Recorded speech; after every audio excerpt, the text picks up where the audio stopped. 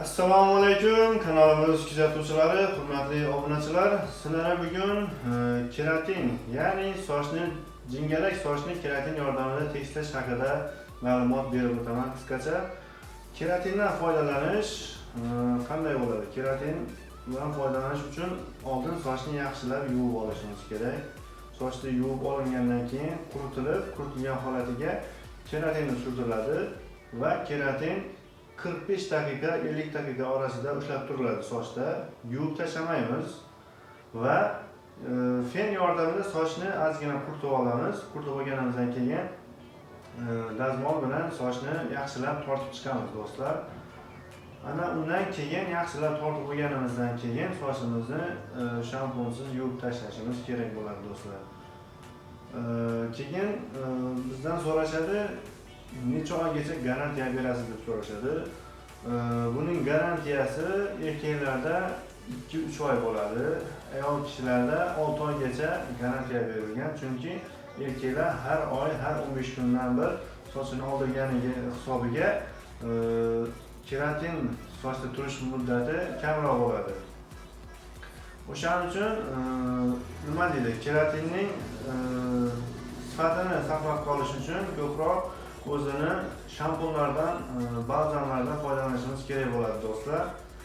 Qanaqa bo'ladi desanglar, keratinning shampunini hozir ekranda rasmini qo'yib qo'yaman. O'sha shampundan foydalansanglar yaxshiroq bo'ladi, uzoqroq muddatga turib beradi.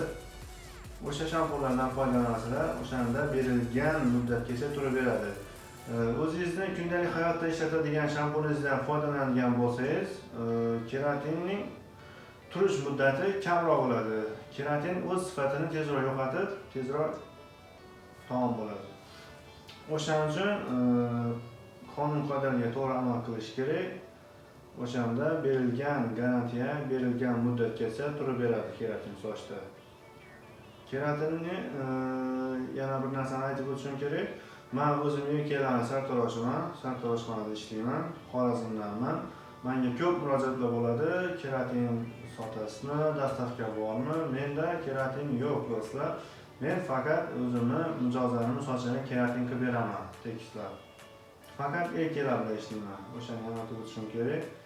Bemalol shu ekranda yozilgan telefon nomerlariga telefon qilasizlar va oldimga kelib sochlarini bemalol keratin qilib tekislab kelsanglar bo'ladi do'stlar. Manzilga keladigan bo'lsak, manzilimiz Xorazm viloyati Hazoras tumanida Bog'i Eram to'yxonasining ro'parasida bo'ladi do'stlar. Bemalol kelaverasizlar. Sog' bo'linglar, salomat bo'linglar. Kanalimizning nomini o'zgartirdik. Oldin Shoh Pro edi, hozir esa Xorazm Shoh nomiga o'zgardi do'stlar. Yoqdan bo'lsa, bitta like bosasizlar va obuna bo'lmaganlar bo'lsa, podpisatsiya tugmasini bosib qo'yasizlar degan umiddamiz.